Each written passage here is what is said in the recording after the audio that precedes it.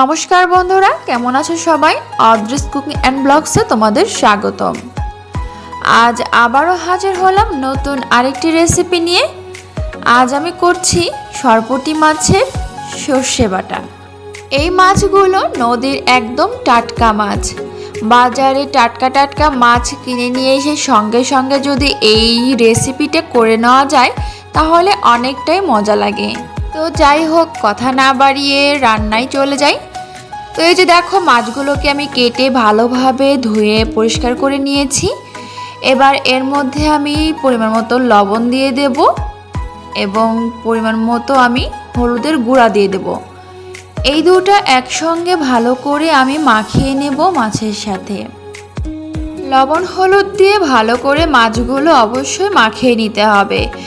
তবে তোমরা চাইলে মাছের পিঠে একটু করে ফেড়েও নিতে পারো, এতে করে লবণ হলুদটা সুন্দরভাবে ভেতরে প্রবেশ করে এবং ভাজাটাও ভালো হয়।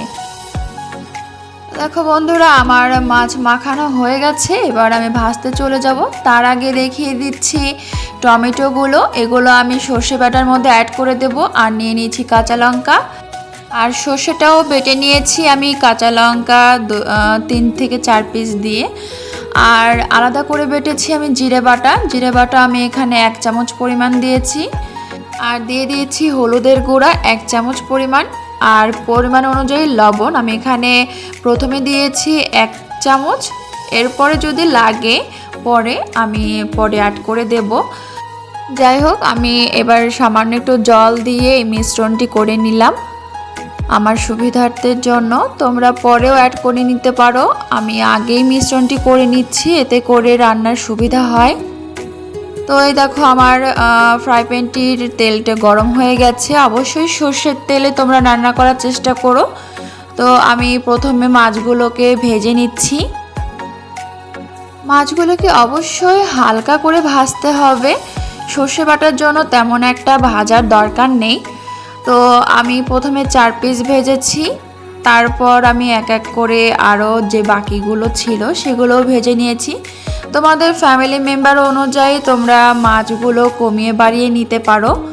তো যাই হোক, দেখো আমার এক পিঠ ভাজা হয়ে গেছে। আমি অন্য পিঠটাও ভেজে নিচ্ছি ভালো করে। তো দেখো, আমার মাছগুলো ভাজা হয়ে গেছে। আমি সবগুলো মাছ তুলে নিচ্ছি।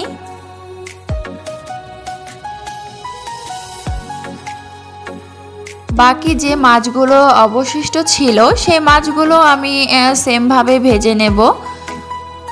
যারা কম ভাজা মাছ খেতে পারো না তারা চাইলে কড়া করেও ভেজে নিতে পারো এই মাছগুলো।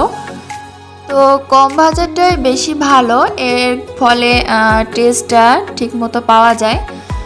তো যাই হোক, আমি মাছগুলোকে দেখো এপিঠ ভালো করে ভেজে নিয়েছি। এবার এই মাছগুলোকে আমি তুলে নেব। এই মাছ ভাজাগুলো গরম ভাতের সাথে অনেকটাই মজা লাগে। তোমরা যারা খেয়েছো আগে তারা জানবে যে এর টেস্টটা কতটা। তো যাই হোক, আমি ফোড়ন দিয়ে দিয়েছি শুকনো লঙ্কাটা একটু আমি ভেজে নিয়েছি। তারপর এর মধ্যে আমি জিরে ফোড়ন দিয়ে দেব।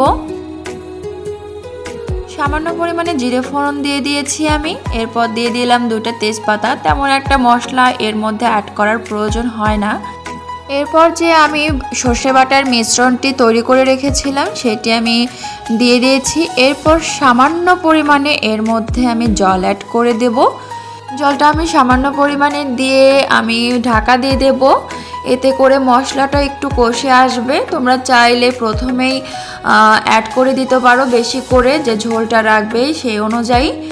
তো দেখো, আমি 2 মিনিটের পরে বা 5 মিনিট পরে আমি ঢাকাটা তুলে নিয়েছি। এরপর যে পরিমাণ আমার জলটা লাগবে সেটা আমি অ্যাড করে দিলাম। এরপর দিয়ে দিচ্ছি আমি টমেটোটা আমি এখনই অ্যাড করে দিচ্ছি, কারণ বলক ওঠার সঙ্গে সঙ্গে টমেটোটাও সিদ্ধ হয়ে যাবে।